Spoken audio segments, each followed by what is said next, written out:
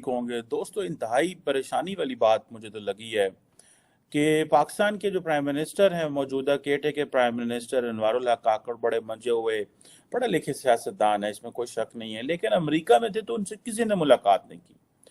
ये थी कि आज यूनाइटेड नेशन जनरल असेंबली का आखिरी इजलास था और उसमें आखिरी इजलास के अंदर डॉक्टर जयशंकर साहब ने स्पीच दी है। मैं समझता हूं कि उन्होंने उनकी स्पीच सुनने वाली थी। ग्लोबल साउथ पे उन्होंने बात की है, विश्वामित्रा की उन्होंने बात की है, उन्होंने ब्रिक्स की बात की, उन्होंने क्वाड की बात की, I2U2 की बात की, और जो सबसे बड़ी बात उन्होंने ये की है कि 450 मिलियन लोगों को भारत के अंदर गुर्बत से ऊपर लाया गया। और उससे भी बड़ी परेशानी वाली बात मुझे तो ये लगी है कि पाकिस्तानी प्राइम मिनिस्टर जो हैं वो लंदन रुके और वहां पे पता नहीं क्या करने के लिए रुके थे, ये तो मुझे नहीं पता, लेकिन लंदन रुके और वहां पे उन्होंने एज ए प्राइम मिनिस्टर उनको मुलाकात तो बरतानिया के वजीर आज़म ऋषि सुनाक साहब से करनी चाहिए थी ना, लेकिन वो नहीं मिले उनसे, और उनसे जो यूके के जो फॉरेन सेक्रेटरी हैं उनकी मुलाकात हुई है। मैं हैरान इस चीज में हूं कि पाकिस्तान के प्राइम मिनिस्टर का लेवल ये आ चुका हुआ है कि आप सिर्फ फॉरेन सेक्रेटरी लेवल तक इत्तेफाक कर रहे हैं।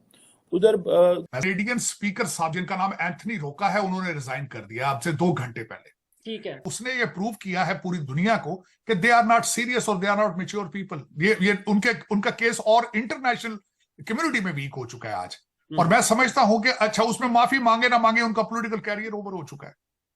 जस्टिन ट्रूडो मेरे ख्याल में he won't be able to win the next election.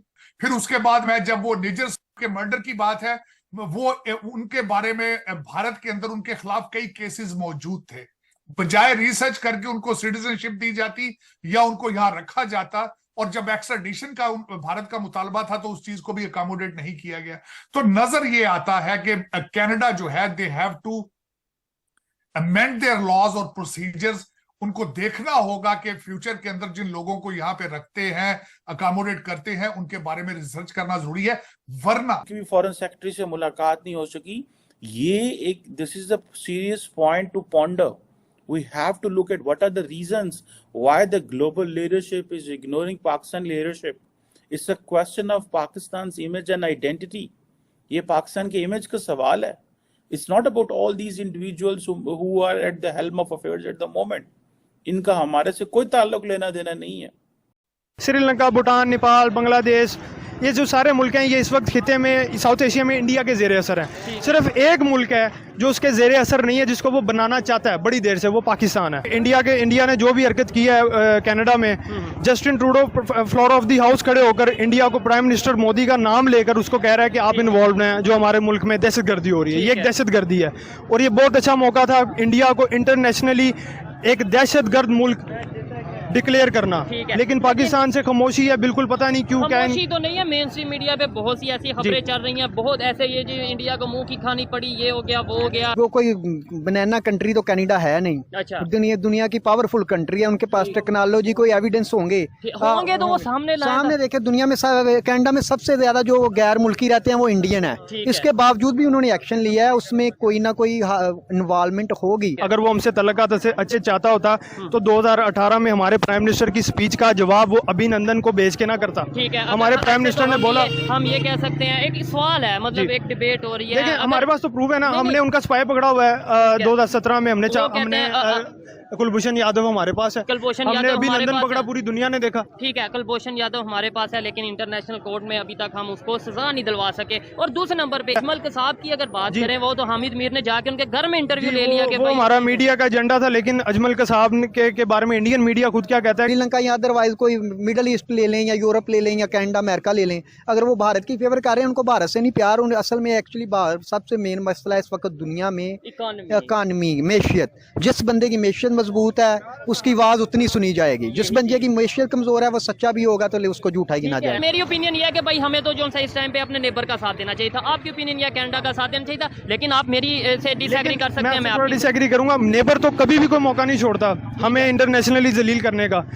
हमारे नेबर ने हमारे साथ, हमारी जो क्रिकेट टीम है अभी तक उसको वीजा नहीं जारी किया। ठीक हो गया, वीजा मिल गया। कांग्रेचुलेशन, आपसे पता लग रहा है। ये इशू मेरे ख्याल में तो आपस में बैठेंगे तो सॉल्व हो जाएगा, लेकिन भारत के ये जो माथे पे कलन लग चुका है ना, हाँ। ये इतनी जल्दी धुलने वाला नहीं है। ये कोई पाकिस्तान नहीं है कि उसने कहा इसने कश्मीर में तकरीबकारी कर दी है या बलूचिस्तान में कर दी है। इंडो पैसिफिक समिट की, जिसको होस्ट कर रहा है न्यू दिल्ली। दिल्ली में होने वाली ये इंडो पैसिफिक समिट, जिसमें के बड़ी तादाद में कंट्रीज़ 30 के करीब कंट्रीज़ कहे जा रहे हैं शिरकत कर रहे हैं, बड़ी कामयाबी के साथ ये समिट हुई। इसके बावजूद कि इंडिया और कनाडा के बीच बहुत सख्त मामलात गंभीर हैं, लेकिन बड़ी ख़बर ये है कि कनाडा के डिप्टी आर्मी चीफ ने इसमें शिरकत की है। ये क्या है? और इसी के साथ दूसरी खबर ये है कि इंडिया और यूएस के आर्मी चीफ्स ने ये कहा है कि free and stable Indo Pacific as Chinese influence grows. तो पहले इन दो एंगल्स पर बात की लेते हैं, फिर आगे बढ़ेंगे, क्योंकि एक और ख़बर ये है कि ये जो पन्नों की खबरें आ रही हैं उसका एजेंडा क्या है, डिवाइड इंडिया वाला जो रिवील हुआ है वो क्या है। और पाकिस्तान ये कनाडा के मामलात पर इतनी खुशियाँ मनाई जा रही हैं कि वहाँ पर अब पाकिस्तानियों को जॉब्स मिलेंगी इंडिया की जगह पर। वो क्या है मामला, वो भी आपके सामने रखते हैं। लेकिन सबसे पहले इंडो पैसिफिक समिट देखिए, इसमें जो कनाडा के डिप्टी आर्मी चीफ हैं वो शामिल हुए हैं। तो ये इंडियन डिप्लोमेटिक नॉर्म्स की विन विन सिचुएशन है। वो ऐसे कि जो हालात हैं, जो गंभीर सूरत हाल है और जो नाजुक सूरत हाल है इंडिया और कनाडा के बीच, तो ऐसा हो सकता था और ऐसा हुआ करता है।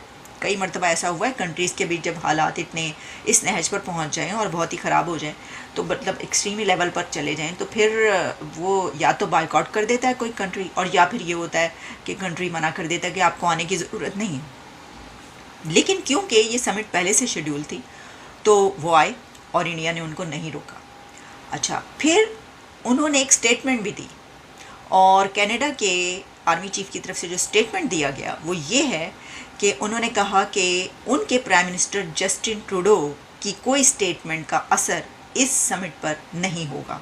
उन्होंने कहा उनके प्राइम मिनिस्टर ने जो भी कहा है और जो इस वक्त हालात हैं उसका किसी किस्म का कोई इम्पैक्ट इस समिट पे या मेरी इसमें शिरकत पे या बातचीत पे, इसमें जो भी डिस्कस हो रहा है इस पर कोई इम्पैक्ट नहीं आएगा, सवाल ही पैदा नहीं होता। तो ये भी यानी या जो इंडिया की फॉरेन पॉलिसी की इतनी ज़्यादा तारीफ़ की जाती है, तो यहाँ पर हमें ये चीज़ नज़र आती है कि उनकी तरफ से उन्हें नहीं कहा गया, टफ़ टाइम भी नहीं दिया गया और मना भी नहीं किया गया, और ये उसी तरीके से हुई जैसे पहले होनी थी समिट। अच्छा, फिर दूसरे एंगल जो है इसके अंदर वो ये है, और कनाडा का भी, कि उन्होंने भी जो है इसका बायकॉट नहीं किया और वो भी शामिल हुआ, और उन्होंने कहा कि नहीं, इसका कोई असर जो है वो कोई नहीं पड़ेगा।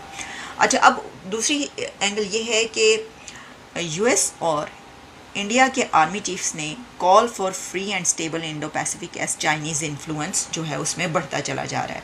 तो कहा यह जा रहा है कि ये जो समिट है इसमें ख़ास तौर पर चाइना को कंटेन करने के लिए या उसका जो एक असर व रसूख वहाँ पर बढ़ रहा है उसके लिए जो है इसके अंदर बात की गई है, और ये भी इसके अंदर एजेंडा मौजूद है जिसमें कहा गया है कि जो सॉवरेनिटी और नेशंस को रिस्पेक्ट करने के लिए जो है वो बहुत ज़रूरी है कि उसका ख्याल रखा जाए। और उसका ख्याल कौन नहीं रखता, उसके मुतालिक चाइना के हवाले से ये बात की गई है कि चाइना का वहाँ पे असर रसूख बढ़ रहा है, और as global concerns grows over Chinese influence in the region, ये बात वहाँ पर कही गई है। तो इसका मतलब ये है कि यानी इंडिया और ये जितने भी कंट्रीज़ इसमें शामिल हैं उनमें ये बात एक सामने आई है कि चाइना का रीजन में जो है जो इन्फ्लुएंस बढ़ रहा है उसके ऊपर कंसर्न शो किए गए हैं, और ये कहा गया है कि ऐसा नहीं होने दिया जाएगा, जिसमें ये भी बड़ा अहम है